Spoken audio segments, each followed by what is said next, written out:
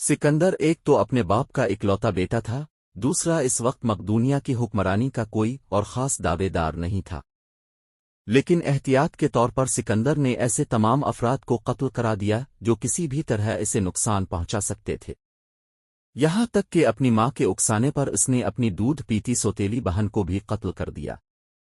सिकंदर की एक और खुशकिस्मती ये भी थी कि उसे अरस्तू जैसा उस्ताद मिला था जो अपने ज़माने का काबिल और ज़हीन तरीन इंसान समझा जाता है। इसके अलावा इसके बाप फिलिप्स ने अपने बेटे की जिस्मानी तरबियत पर भी खुसूसी तवज्जो दी और उसके लिए इसे शाही महल से दूर एक परफिजा मकाम पर भेज दिया ताकि ऐश-ओ-इशरत की जिंदगी से वो सुस्त न हो जाए। यहाँ सिकंदर ने जिस्मानी मशक़ें भी सीखीं और घड़सवारी, नेज़ा और तलवारबाजी में महारत भी हासिल की।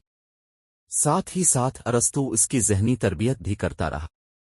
हुक्मरानी के इब्तिदाई दिनों में सिकंदर ने एथेंस, यूनान का दार अल खिलाफा समेत दीगर पड़ोसी ममालिक को अपने साथ मिलाने की कोशिश की। इसकी वजह यह थी कि अपनी मुहिम पर निकलने से पहले वो न सिर्फ अपनी फौज को मजबूत करना चाहता था, बल्कि इसको ये फिक्र भी थी कि कहीं इसकी गैर मौजूदगी में कोई मकदूनिया पर हमला न कर दे।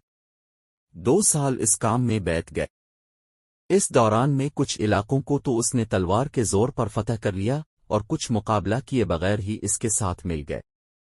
शुमाल और मगरिब की तरफ से किसी हद तक मुतमईन हो जाने के बाद सिकंदर ने मशरिक की जानिब नज़र डाली तो उसे ईरान की वसी व अरीज सल्तनत दिखाई दी।